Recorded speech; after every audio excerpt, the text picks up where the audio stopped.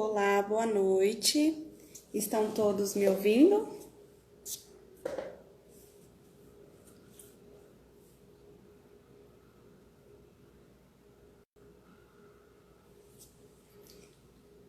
Boa noite a todas e a todos. Sejam todos bem-vindas e bem-vindos, né? A live de hoje é da nossa campanha de saúde mental de janeiro a janeiro, né? E a campanha deste mês, ela fala sobre direitos humanos pelas liberdades. Então, a gente tem tratado aí as temáticas direcionadas sobre as campanhas que são realizadas no mês de maio. Neste momento, o nosso tema de hoje, ele é relacionado à questão da saúde mental, né? Então, o tema ele tem como proposta o isolamento promove saúde mental, né? E a nossa convidada de hoje é a conselheira secretária Emila de Paula, de CRP 035427, né? Ela é uma conselheira que faz parte também da coordenação da Comissão de Saúde, também atua aí na área da psicologia hospitalar. Daqui a pouquinho ela já deve estar aparecendo aqui, né? Faz parte aí também da linha de frente dos serviços direcionado para a temática do Covid, né? 19. Então, a gente vai, enquanto as pessoas vão chegando e ela também já aparece aqui, a gente vai fazendo um pouquinho dessa introdução aí. O que vocês acham? Vocês acham que neste contexto atual é possível que esse isolamento ele também promova a saúde mental ou ele só promove o adoecimento, né? Como a gente tem visto aí em algumas pesquisas que estão sendo apresentadas, tem também repostagem constantes, que tem passado aí, a mídia tem divulgado de forma intensa para as pessoas como está esse cenário aí da saúde mental da população, né? Eu gostaria de saber, tem pessoas do interior aqui ou tem somente pessoal de Salvador? Se tiver alguém do interior, do estado da Bahia, coloca aí pra gente para saber de onde vocês estão falando.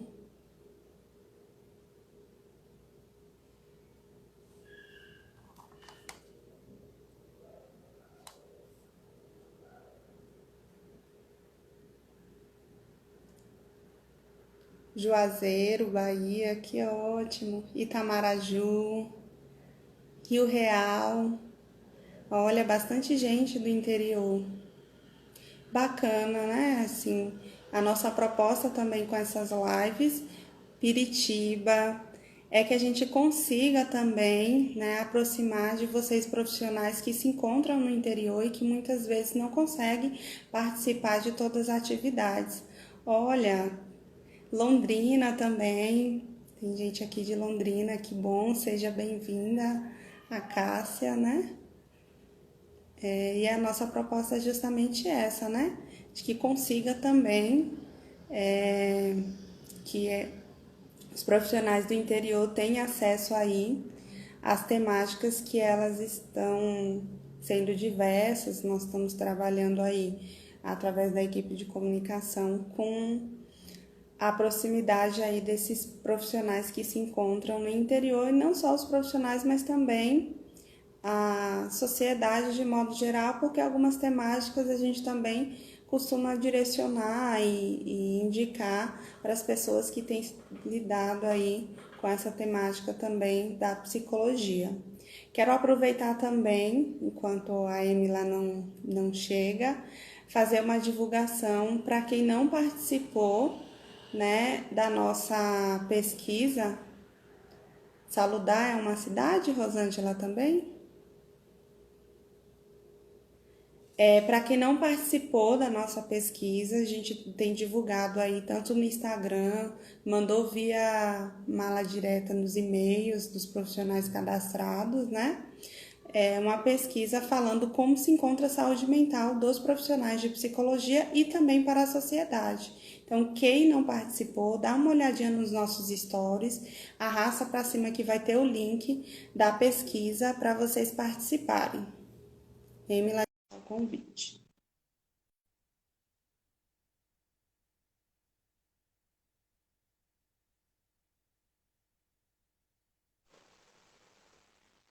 Oi, boa noite, Emila.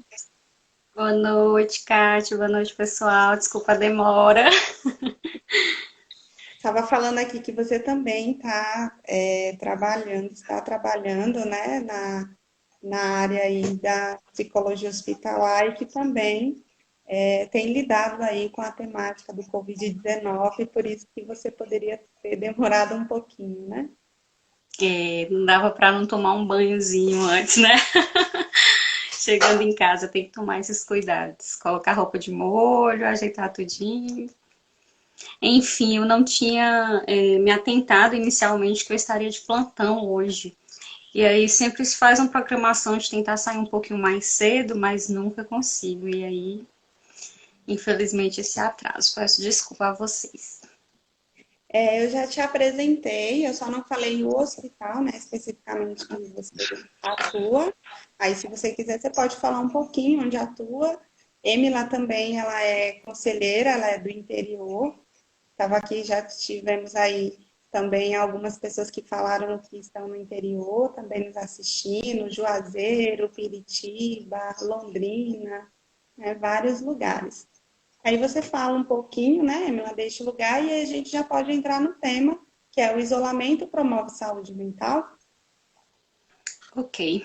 Então, eu atuo além da psicologia escolar, né, em um município, do ponto de vista da psicologia em saúde, eu atuo no Hospital Municipal Eurico Dutra, em Barreiras, e atualmente nós não estamos com os leitos de saúde mental, porque o hospital tornou-se referência regional para o atendimento em Covid, então os leitos de saúde mental saíram da unidade por um tempo, mas trabalho com psicologia hospitalar e, assim, um dos nossos grandes focos do serviço da psicologia do Hospital Eurico Dutra são exatamente os leitos de saúde mental. Posso iniciar a fala, no geral?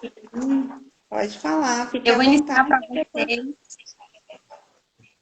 Pronto, eu vou iniciar com um texto que eu escrevi há algum tempo, durante um período de muita mobilização, por conta de alguns casos que a gente estava vivenciando dentro da unidade hospitalar.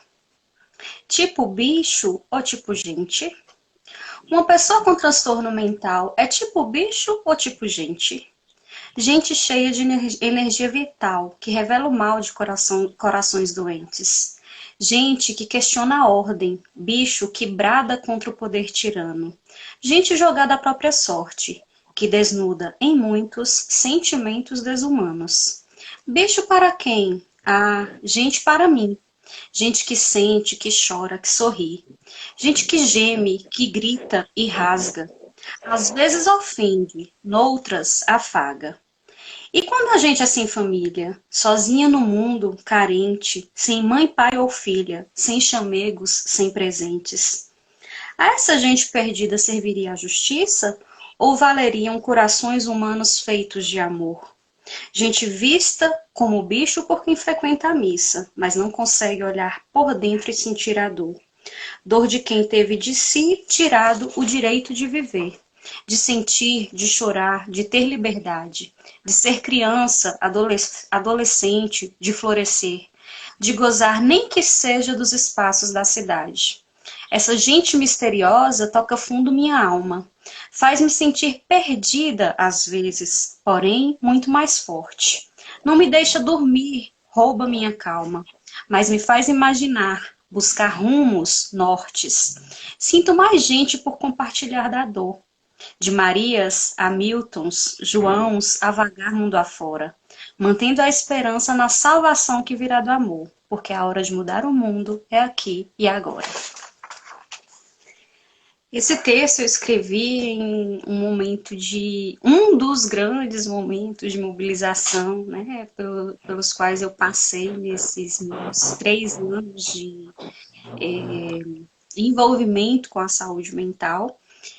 E assim, a gente sempre é muito tocado dentro desse contexto. E para falar com vocês hoje sobre a nossa temática, se o isolamento promove saúde mental, eu, como de costume, não trabalharei com a ideia de teorizações vinculadas a essa temática. Eu parto do pressuposto de que o básico em relação aos malefícios do encarceramento, aos malefícios do isolamento, dos manicômios, aos pressupostos da reforma psiquiátrica, nós conhecemos, nós sabemos, nós, como psicólogas, psicólogos, temos uma análise diferenciada dentro do nosso curso de psicologia, as profissionais da saúde como um todo têm. Então, eu opto por trabalhar com uma ideia de reflexões, trazer reflexões, inclusive afetivas, trazer reflexões vinculadas à amorosidade que Paulo Freire nos traz, porque para que nós possamos trabalhar com saúde mental e entender que o isolamento não promove saúde mental, a gente precisa ver as gentes. Nós precisamos olhar para os seres humanos como pessoas que sentem, que sofrem, que são pessoas, seres de direitos e que esses direitos devem ser respeitados apesar de toda a problemática. Então, eu gostaria de tentar trazer mais essa visão. E para isso eu inicio falando exatamente da desumanização que se tem feito com as pessoas que têm algum tipo de transtorno mental. De que forma?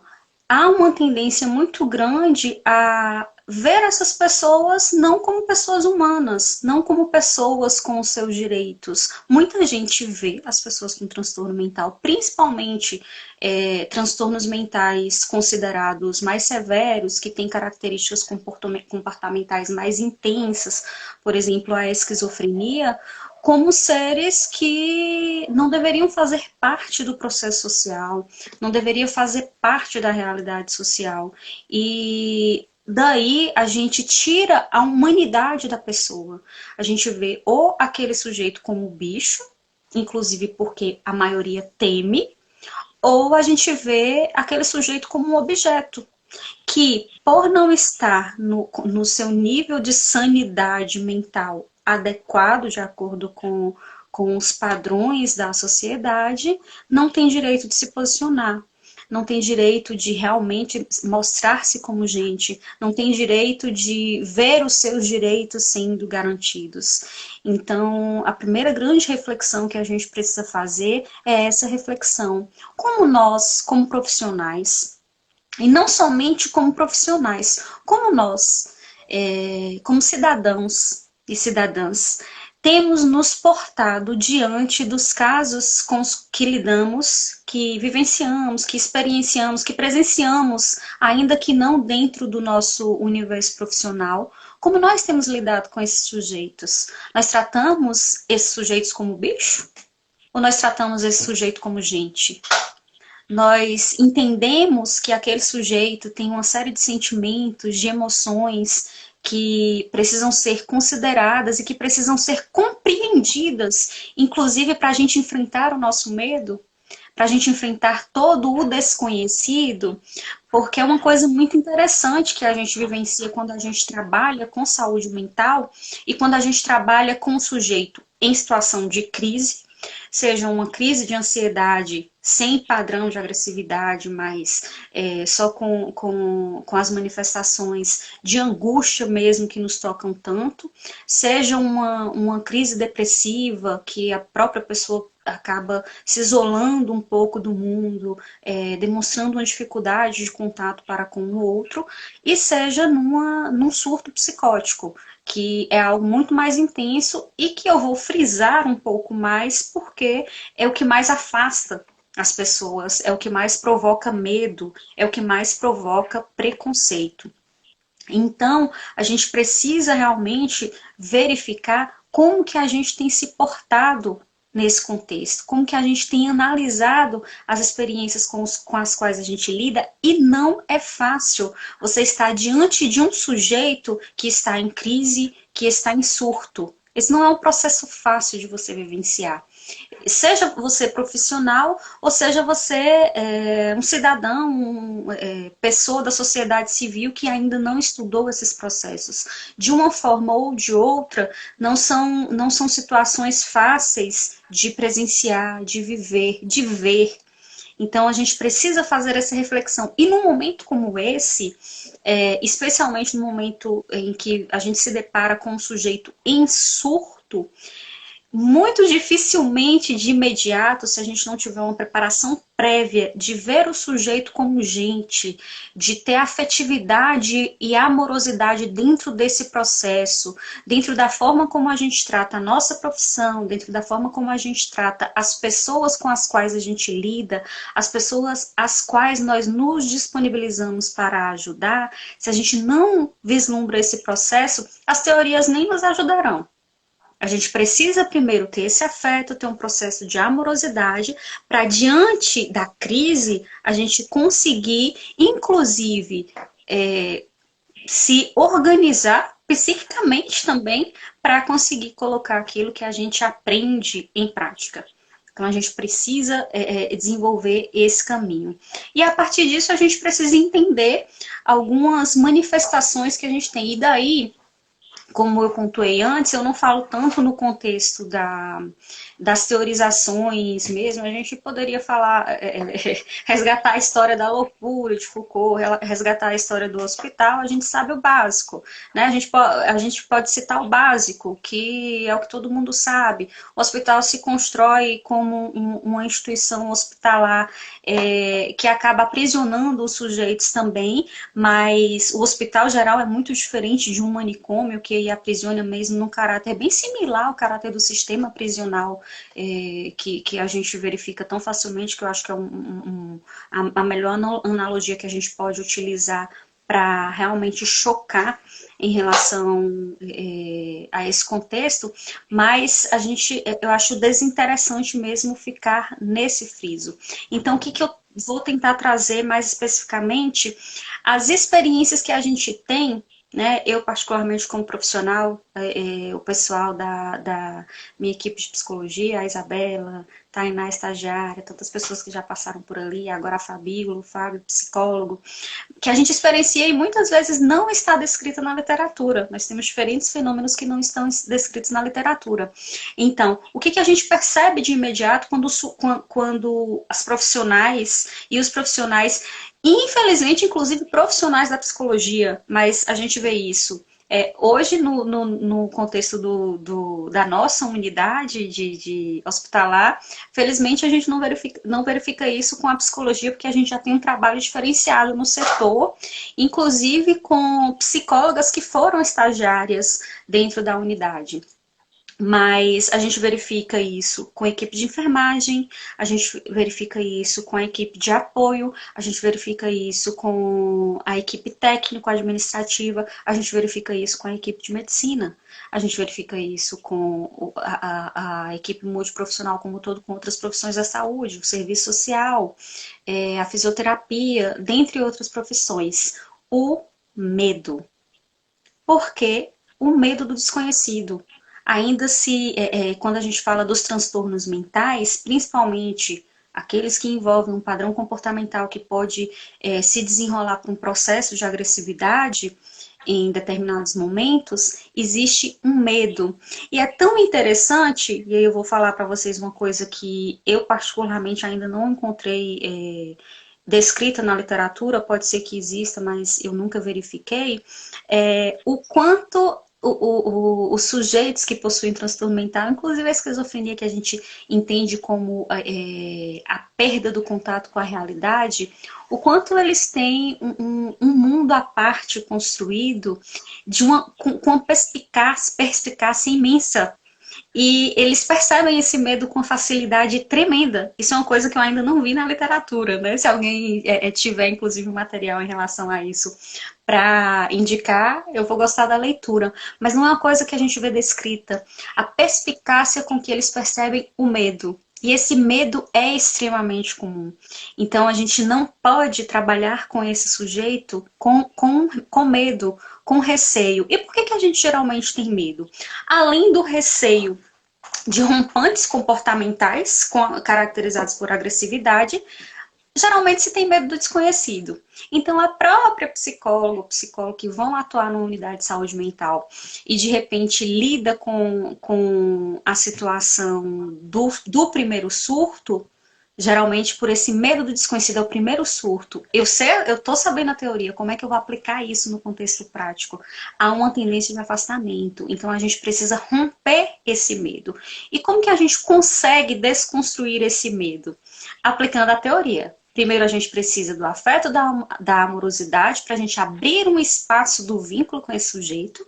A gente precisa se organizar, inclusive no momento de crise, para oferecer ao sujeito o ambiente com o máximo de confiança possível, para que ele consiga, a partir, inclusive num período de surto, com os processos, né, medicamentosos, com a medicação, com o suporte da equipe e com o suporte inicial da psicologia, se acalmar dentro desse contexto. E daí a gente vai estabelecer o vínculo e conhecer o sujeito. A gente vai utilizar as nossas diferentes técnicas da análise do discurso, da análise do comportamento em si, da observação, do processo de entendimento daquela personalidade, para começar a entender a esse sujeito, estabelecer um vínculo de confiança e entender o que a gente sempre trabalha dentro dos leitos de saúde mental. A gente começa a entender aquele sujeito e a gente começa a compreender, inclusive, o que desencadeia nesse sujeito um surto. Quais são as características, as experiências que ele pode vivenciar para desencadear o surto? Quais são os maiores incômodos que ele tem naquele contexto? Por que ele tem resistência a tomar a medicação e como a gente pode minimizar esse processo? Então, a gente precisa conhecer tudo isso e conhecer esse sujeito para a gente começar a entender mais enfaticamente o que o isolamento promove. Quando a gente conhece esse sujeito por dentro, quando a gente oferece uma abertura para compreender aquele sujeito com afetividade, com amorosidade, para estabelecer um bom vínculo e a gente trata o sujeito como gente, porque é isso que ele é, e gente de direito, aí nós começamos a desenvolver o processo de uma atuação crítica em psicologia, e que não é só uma atuação crítica em psicologia, não. As pessoas que têm uma amorosidade bem definida, e a gente vê muito isso dentro da unidade hospitalar com acompanhantes de outras pessoas que estão internadas. As pessoas que têm essa visão, ainda que elas não tenham uma teorização específica, elas conseguem entender que existe um sujeito que está manifestando as suas emoções, os seus sentimentos, e que precisa de suporte, precisa de atenção especializada, mas não precisa de grades. E quando a gente experiencia e presencia esses processos, é muito fácil compreender que o isolamento não promove saúde mental. Muito pelo contrário. O isolamento destrói vidas. O isolamento constrói barreiras. O isolamento constrói medos, traumas. O isolamento mata. E é por isso que a gente sempre vai reafirmar que nós continuamos num processo, após vários anos, nós continuamos no processo de consolidação da luta pela reforma psiquiátrica. Há poucos anos nós tivemos todo esse processo extremamente ameaçado. E nós precisamos, como psicólogas, como médicos, tem o meu querido Felipe Proense, que está aí me vendo, que eu já vi ele colocando memes várias vezes aí, tanto ele quanto Michele, um médico amigo muito querido, como fisioterapeutas, como assistentes sociais, como profissionais da saúde e como seres humanos, nós precisamos entender os males que o encarceramento provoca. E daí, gente, a gente fala muito do encarceramento como um processo de ressocialização, por exemplo, no sistema prisional. Mas o que há? E aí eu vou levar essa discussão muito para as psicólogas e para os psicólogos que nos assistem especialmente. O que há em profissional O que que há de profissional? O que que há de ético? O que que há de coerência científica e teórica em, inclusive, um profissional de psicologia, sugerir, referendar através de um relatório uma possibilidade de aprisionamento do sujeito? Por que essa busca pelo aprisionamento e pela docilidade dos corpos? Por que nós sempre queremos corpos dóceis? Porque é tão interessante a gente acompanhar o processo de uma pessoa que dá entrada com ansiedade dentro da unidade hospitalar e que fala, eu não quero ficar aqui, eu quero sair desse espaço. Que ainda ali já se inicia um processo de isolamento.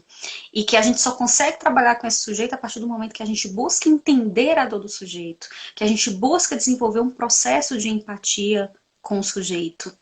E que quando a gente não faz isso, a gente não consegue realmente fazer com que aquele sujeito se envolva dentro do seu processo específico. Mas o que há de terapêutico em encarcerar, em aprisionar?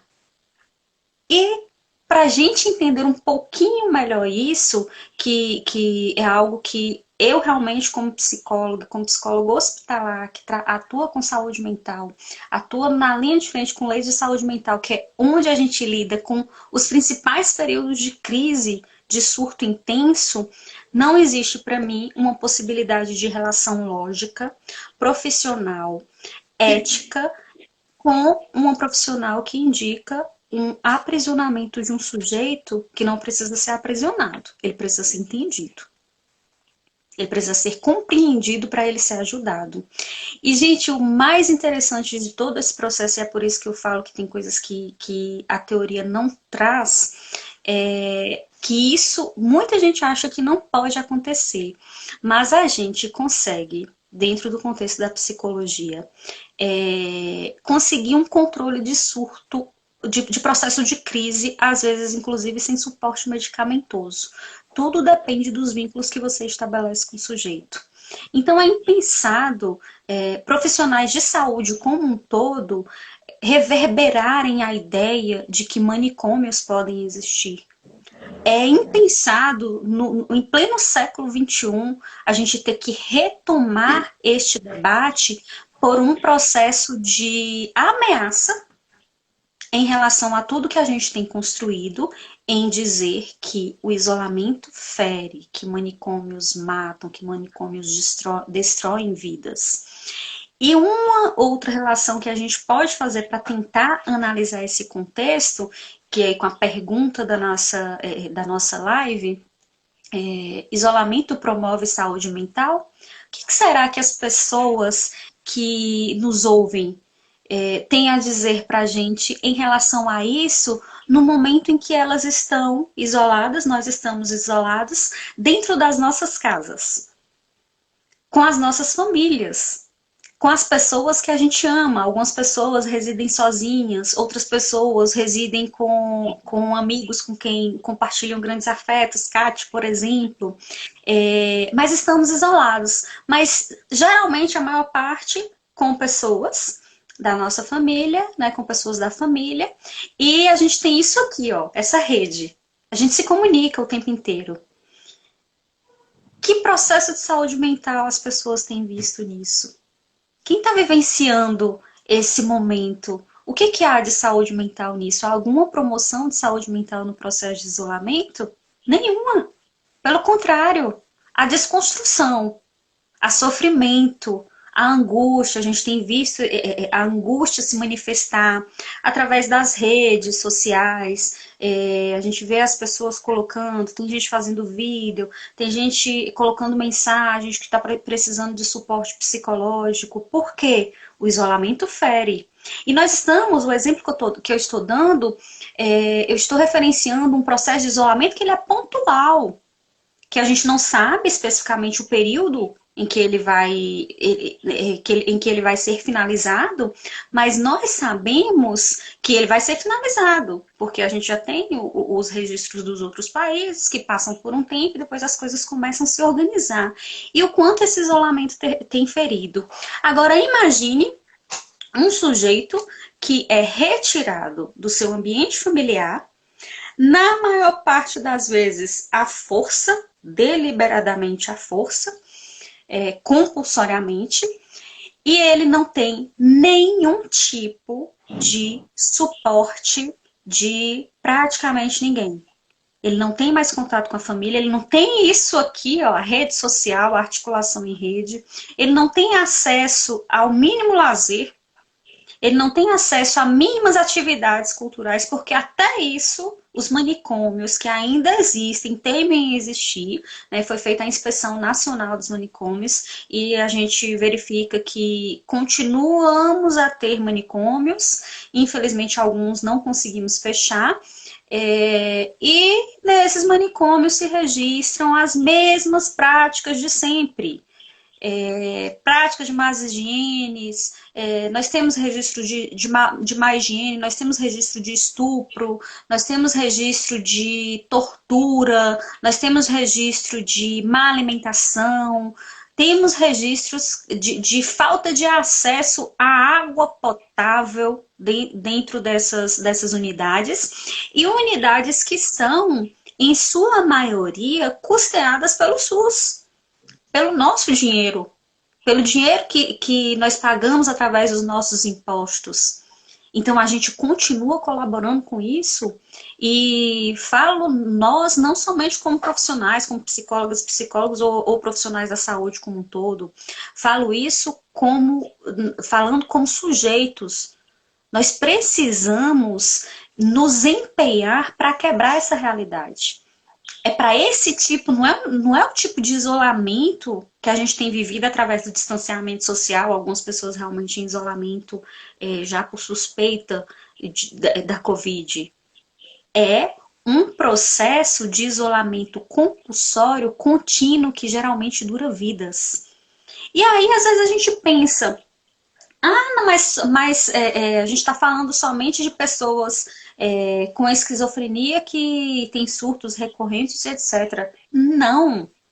Nós temos pessoas com ansiedade, nós temos pessoas com depressão, nós temos crianças e adolescentes com autismo.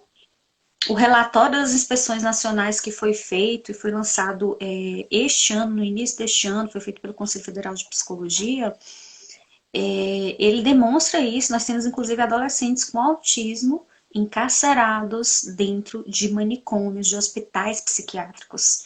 Então, o transtorno mental, todo tipo de transtorno mental, pode fazer com que a sociedade queira segregar esses sujeitos, isolar esses sujeitos e destruir vidas.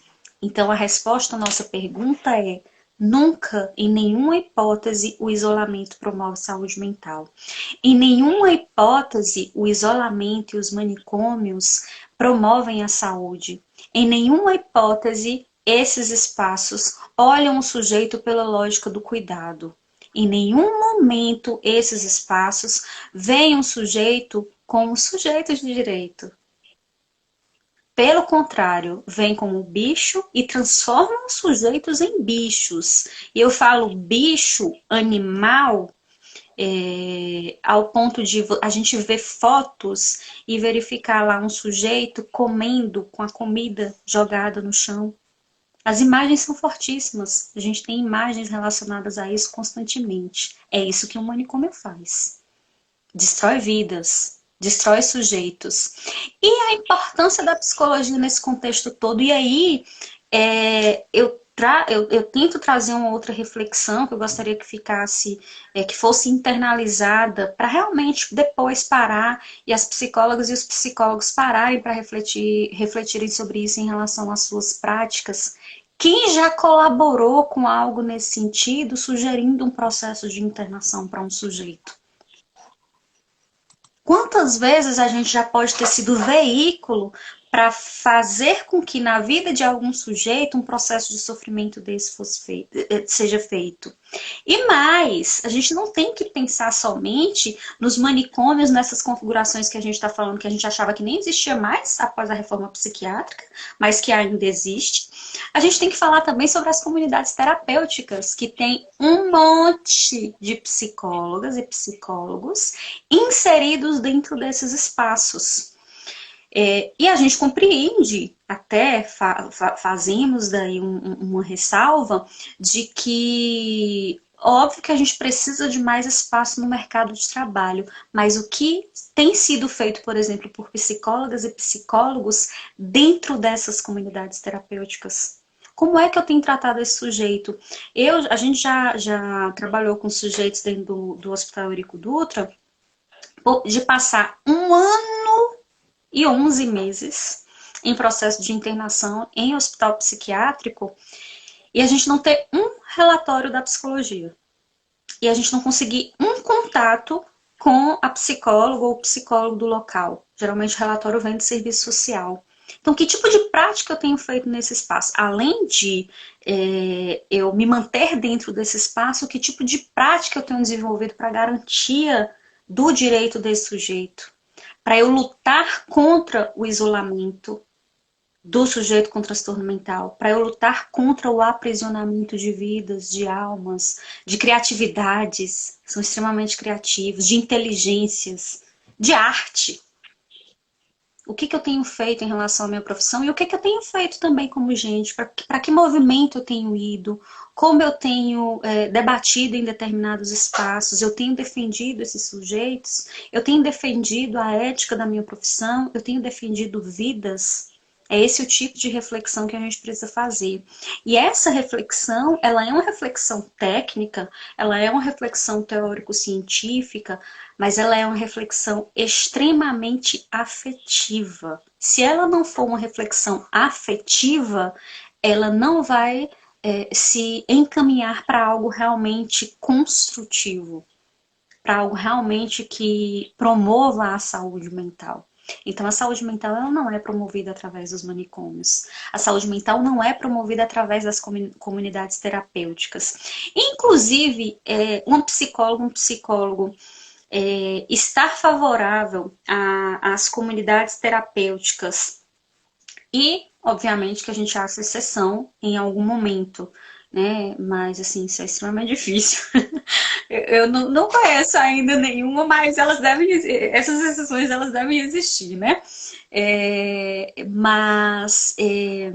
Inclusive, acabei me perdendo no que eu ia falar. Mas essas exceções elas devem existir em algum momento. Mas imagine esse processo dessas comunidades terapêuticas e a contradição que há em relação a tudo que a psicologia prega. É um paradoxo muito, muito grande, muito forte.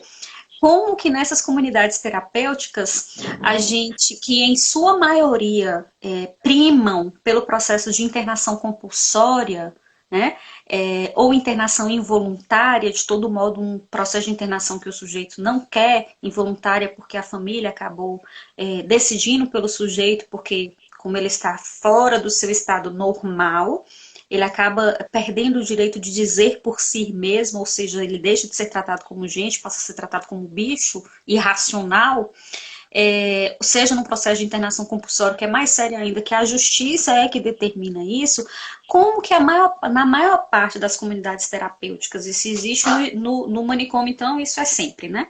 Na maior parte das comunidades terapêuticas isso existe, e como que tem psicólogas que ainda estão de acordo com isso, e não consigo entender como que a gente consegue relacionar o processo de evolução do sujeito, o processo de acompanhamento, de tratamento psicológico. Qual é o princípio básico do processo de tratamento psicológico? Que todo mundo sabe, inclusive qualquer pessoa leiga sabe, que nós precisamos que o sujeito se envolva nesse processo. Como é que eu consigo um processo de tratamento de um sujeito que é internado involuntariamente ou compulsoriamente? Essa relação ela não vai bater. Ela não consegue se conectar. Então, qualquer tipo de tratamento precisa ter um envolvimento do sujeito. E seremos boas psicólogas e bons psicólogos trabalhando com saúde mental a partir do momento que nós permitirmos isso. Vai existir em algum momento algum processo de internação? Se o sujeito quiser. Se o sujeito quiser e ele trouxer isso para mim em algum momento para, por exemplo, ser o interesse dele tentar fazer um tratamento relacionado às drogas com isso, eu não vou poder me opor àquele sujeito. Eu vou ter que dialogar com ele para entender se é aquilo mesmo que ele quer e como que ele quer construir aquilo. Mas isso é algo menos comum. Mas como que eu vou promover, como que eu vou direcionar e muitas vezes estimular, e isso é extremamente sério, estimular que um sujeito, porque ele está num processo de envolvimento com álcool e drogas, por exemplo, ele saia do convívio social para ele ser tratado. Esse é outro grande problema e é um tema que a gente precisa enfocar muito quando a gente fala de saúde mental. Porque, gente, as justificativas que nós temos visto para a reabertura de mais manicômios, a gente tem tentado fechar. Né? O Conselho de Psicologia, a OAB, até o Ministério Público, todo esse movimento de antitortura, a gente tem tentado fechar. Mas nós temos movimentos, geralmente eles são até mais específicos da psiquiatria, temos muitos psiquiatras bons também, né? Mas a gente tem um movimento de tentativa de reabertura. E qual é o argumento utilizado nesse contexto? É o argumento de que isso é necessário para o cuidado. E o Conselho Federal de Psicologia fez alguns anos atrás um seminário de direitos humanos com um movimento muito interessante, e daquele seminário tem uma frase, não é a citação literal, não me lembro dela literalmente mesmo, mas dizia mais ou menos assim: em nome da proteção e do cuidado, quantas formas de violência nós temos construído? Em nome da proteção e do cuidado, quantas vidas nós temos destruído? Então, essa lógica de que é em nome da proteção e do cuidado, esse argumento precisa ser rechaçado por todo e qualquer profissional de psicologia ou por todo e qualquer profissional da saúde que se preze. Não existe cuidado sem participação do sujeito. E é por isso que o movimento, por exemplo, de usuários do serviço de saúde mental tem o costume de ponderar: nada sobre nós sem nós. Esse sujeito precisa fazer parte, esse sujeito precisa construir o processo. E é daí que a gente vem com a nossa com o diferencial da política de saúde mental que nós temos ainda sendo aplicada na atualidade. Só que o que a gente precisa ficar atenta é que essa política de saúde mental ela está ameaçada. Ela pode deixar de existir se a gente não lutar. A luta ela é indispensável, ela não é só necessária, ela é indispensável, ela é obrigatória. Por quê? A gente pensa nisso, inclusive, numa loja de mercado de contexto de trabalho. Se os maiores espaços que nós temos hoje dentro do serviço público como psicólogos são nas políticas públicas. E a gente precisa, nas políticas públicas, mostrar o nosso diferencial. Mas esse diferencial não é simplesmente dizendo o que eu defendo. É mostrando que a lógica que eu defendo de cuidado do sujeito, de fazer com que o sujeito faça parte desse projeto, ela surte efeito. E ela faz com que o sujeito consiga desenvolver um processo de saúde mental diferenciado, retorna a esse processo de equilibração, por assim dizer, de estabilização da sua saúde mental e se envolve nesse processo a partir especialmente do entendimento sobre os direitos que o sujeito tem. Especialmente se reconhecendo como sujeito, como gente, como cidadão, como cidadã e reafirmando o seu direito de ser livre. Porque a liberdade é o que promove saúde mental. A liberdade é o que nos interessa para construir política de saúde, uma política de saúde mental diferenciada, para continuar consolidando essa política e para construir uma psicologia ética, uma psicologia comprometida com os sujeitos e com agentes, uma psicologia comprometida com a mudança da realidade social. Então, isolamento não promove saúde mental. Isolamento tira vidas. Eu tive um processo bem complexo com um sujeito que... Eu vou fazer o relato breve para a gente finalizar, para eu finalizar, Kátia, minha fala. Com um sujeito que a gente teve internado um período e é uma passagem que me tocou muito, muito, muito, muito, extremamente, porque assim, eu me lembro da cena. Olha que interessante, ele não era um sujeito agressivo, mas era um sujeito extremamente intenso. A gente tem videozinho gravado cantando até Sandy Júnior. Muito intenso mesmo. E ele estava num processo de inquietude muito grande. E a gente no hospital, gente, eu tô me emocionando. A gente no hospital, a gente trabalha muito com o processo de, ao máximo, a equipe de psicologia tentar fazer com aquele sujeito, às vezes a contenção mecânica, ela realmente tem que ser feita para o sujeito não se machucar. Mas um dos focos da equipe de psicologia dentro dos leitos de saúde mental do Eurico Dutra é fazer com que o sujeito não fique na contenção mecânica. E assim, muitas vezes, gente, tanto pelo medo quanto pelo desinteresse, eu vou chamar de preguiça, tá?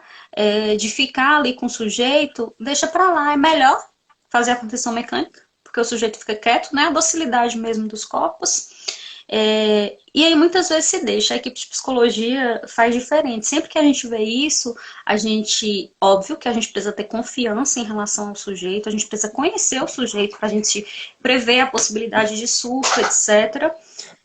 E a gente sempre tenta tirar a contenção. E eu lembro que foi na segunda-feira, um dos meus plantões, e esse sujeito muito agitado, eu fiquei com ele o dia inteiro, para que ele não ficasse na contenção. E a gente andou, foi lá para fora e gravou vídeo, e ele fez uma série de gracinhas, cantou paródias, muito, muito, muito interessante, um momento muito gostoso, muito rico para mim. E depois, assim que eu saí do plantão, uns 20 minutos depois, ele fugiu da unidade hospitalar. Olha que interessante, mas ele estava num processo tão intenso, gente, que ele fugia e depois ele pegava um táxi e voltava, e a família pagava. Mas enfim, nesse processo a gente conversou muito e era impressionante como ele falava das vivências no que ele chamava de inferno. Então, cada referência que ele fazia às unidades prisionais, né? Porque os manicômios são unidades prisionais. Por onde ele passou, ele falava, não, naquele inferno foi assim. E olha que interessante, às vezes ele referenciava algum religioso que existia na unidade, e aí ele começou a construir delírios em relação aos demônios e etc. E ele falava muito fortemente. Não, no inferno era exatamente dessa forma que acontecia. E aí ele falava das torturas, dos murros mesmo que ele levava na cara, da obrigação de ter que adotar uma religião, da obrigação de ter que fazer algum serviço laboral que ele não queria fazer, da falta de diálogo, né, da ausência da psicologia dentro desse espaço. Óbvio que ele não dizia isso, mas não existia quem conversasse com ele. E me marcou demais a forma como ele referenciava a palavra inferno. E quando a família dele era de fora, e quando a família dele veio, eu presenciei uma das cenas mais complexas que nesses meus 11 anos de profissão, que foi a família contendo ele desnecessariamente, e acabaram que agrediram ele. Foi num período que a gente não estava, e eu me lembro do sangue no canto da boca dele, do quanto ele se emocionou, e do quanto ele falava que amava a família, E, assim, foi extremamente chocante. E, primeiro, a gente fez a intervenção com ele, conseguimos acalmar ao ponto dele ficar tranquilo mesmo. E, posteriormente, ele tinha um respeito muito grande com as figuras femininas, porque ele relacionava a mãe dele. Isso tudo é processo de análise que ninguém faz melhor do que a psicóloga ou psicólogo, viu, gente? E depois foi feito o suporte com a família, mas assim, de modo muito contundente também, e mostrando a necessidade do afeto, as problemáticas com o isolamento. E esse sujeito que me marcou tanto, infelizmente, naquele dia a gente fez uma intervenção muito pontual, muito direcionada, aprofundada, inclusive, com a própria família, ao ponto de realmente a gente perceber que a família tinha ficado sentida, tocada, mas a gente não conseguiu impedir a internação dele. E nem judicialmente a gente conseguiria fazer aquilo, porque era uma pessoa que nem morava no município, etc. E ele voltou para as masmorras de um dos infernos pelos quais ele já tinha passado. E em poucos dias ele conseguiu fugir, porque ele realmente não queria mais estar ali. E a gente se comunicava, eu me comunicava com o irmão dele, e em poucos dias, infelizmente, eu tive uma das notícias mais terríveis da minha vida profissional, de que ele, nessa fuga, ele foi assassinado. Ele foi assassinado com 2 tiros, porque ele tentou fugir das masmorras do inferno. Então, o isolamento não promove saúde mental. Pelo contrário, o isolamento, o aprisionamento, o manicômio mata. E como psicólogas, como profissionais da saúde, de qualquer uma quaisquer profissões da saúde, e como gente, a gente precisa lutar contra os manicômios, a gente precisa manter a luta antimanicomial, e a gente precisa lutar para que a política nacional de saúde mental ela continue. Nós precisamos dessas políticas públicas, porque a gente precisa mostrar que, independente de um transtorno mental, esses sujeitos são gente. E a gente precisa tratá-los como gente. É isso. Emila, você acha que emocionou todo mundo aqui. Até eu já estava aos prantos aqui com o seu relato, né? Se por acaso, gente, o tempo encerrar, a gente retorna para continuar com as perguntas, porque Emila trouxe, né, bastante conteúdo importante para a gente refletir sobre essa questão do isolamento. Temos aqui vários elogios dizendo o quanto você faz o impossível pelas pessoas a partir, né, do seu trabalho enquanto psicóloga, sobre os seus cuidados. O Ed, o Ezevaldo, né? Então, assim, tem várias pessoas que estão elogiando aqui o quanto você traz esse relato e essa reflexão importante, né? Sobre a gente compreender que, de fato, esse isolamento aí, ele não promove nenhuma saúde mental. Aí quem fez uma pergunta, que inicialmente foi a Thaís, ela questionou como que a gente pode, a partir das políticas públicas, construir essa proximidade mesmo do seu município para poder participar ativamente sobre essas questões mesmo da saúde mental. Né? Aí é uma das perguntas aí iniciais para a gente começar a dialogar. Então, o exercício básico é realmente ser um psicólogo crítico. Se a gente está inserido dentro dessas políticas públicas, a gente vai desenvolver a nossa função com crítica. Através desses processos que eu falei, a gente precisa utilizar a teoria, o nosso conhecimento e aplicá-lo. Nós temos teorias críticas que muita gente não consegue desenvolver a articulação entre teoria e prática, tem dificuldade, mas é extremamente possível. É absolutamente possível. A praxis, ela se consolida mesmo. Então, como psicólogos, desenvolvendo esse exercício de uma atuação crítica. Como sujeitos, cidadãos, ou como psicólogas se não estamos inseridas dentro desses processos de políticas públicas, a gente pode participar, por exemplo, através do controle social. A gente pode e deve, inclusive, dentro do contexto do Conselho Regional de Psicologia, do CFP, do Sistema Conselhos, A gente tem esse movimento de inserção de psicólogas críticas, obviamente, dentro dos conselhos de controle social. Então, nós podemos fazer isso sim. É importante que a gente, dentro dos nossos municípios, que nós fiquemos atentas e atentos a como têm sido desenvolvidas essas políticas, né? O que tem sido feito? O que a gente vê, por exemplo, em relação, no nosso município, na nossa cidade, em relação à população de rua, que muitas vezes tem, boa parte da população de rua tem algum acometimento psíquico, volta e meia há situações de acometimentos psíquicos, tanto com transtorno mental consolidado.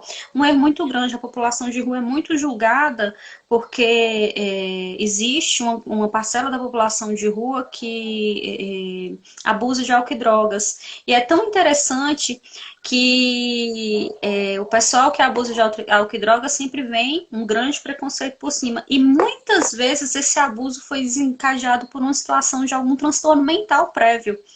E as pessoas entendem que não, que o transtorno em si é o abuso de álcool e drogas. Quando a gente pega, por exemplo, na prática, e eu estou falando de questão prática, também nunca vi nenhuma pesquisa em relação a isso, em que havia um transtorno mental prévio.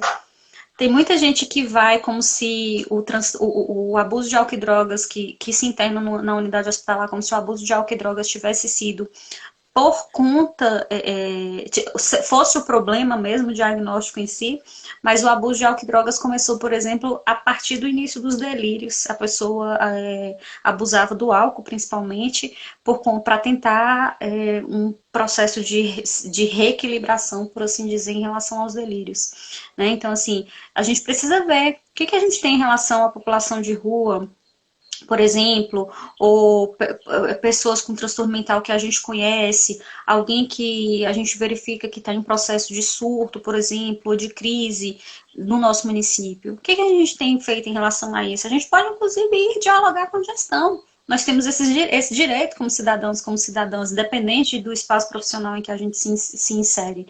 Então, dá para fazer isso. Como profissional, dentro do contexto das políticas públicas e atuando conforme as normativas daquelas políticas públicas, as políticas públicas são maravilhosas. A gente teve uma discussão outro dia em relação, inclusive com o pessoal da UFOB, tinha um pessoal do Ministério da Saúde que veio analisar os leitos de saúde mental ali do Eurico, e essa conversa de aumentar o tempo de internação e do processo de internação prolongada em outras unidades por aproximadamente 3 meses. Houve uma reclamação pelo fato de, geralmente, a média das nossas internações no Eurico Dutra ser de uma semana, e aí esse processo de mudança da política de saúde mental, né? Era a pessoa responsável no Ministério da Saúde pela política de saúde mental, atual, pela mudança que estavam querendo fazer. E aí vieram esses argumentos, e o que eu falei para eles foi: nós já temos teorizações suficientes, uma política de saúde mental fantástica. A gente precisa aplicar essa política. Ninguém precisa mexer nessa política. A gente precisa desenvolver estratégias de aplicabilidade para consolidarmos essas políticas. Então, a gente consegue fazer isso sendo um profissional diferenciado dentro dos nossos espaços de trabalho. A gente pode ajudar nossos colegas profissionais também quando essa ajuda é solicitada. E como cidadãos, a gente pode desenvolver isso através do processo de controle social, realmente participando disso, inclusive participando dos conselhos de controle social dentro dos nossos municípios. São exemplos básicos que me vêm à mente agora. Sim, é o Sérgio, né? Ele disse que trabalha com você e que o seu trabalho realmente é humanizado, o que você faz e desenvolve com a sua equipe, né? O Adelvan, o Del, está todo orgulhoso aqui, disse que você é professora do colegiado dele. E a Gabi, ela trouxe como que essa PEC da morte, né? Fica difícil essa questão da nossa política de saúde mental, porque na teoria, como você trouxe, ela é muito boa, né? Mas na prática a gente percebe que isso não vai resolver. Sim, existe alguns impasses, né?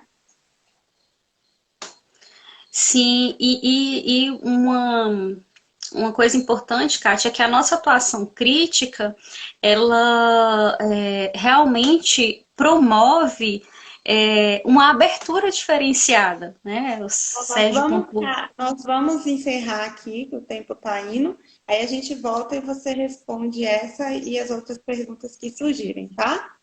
Pronto, ok. Já deu aqui, aí a gente retorna. Aí a Marisa, você retorna a sua pergunta, porque provavelmente vai se perder aqui agora, tá? Ok.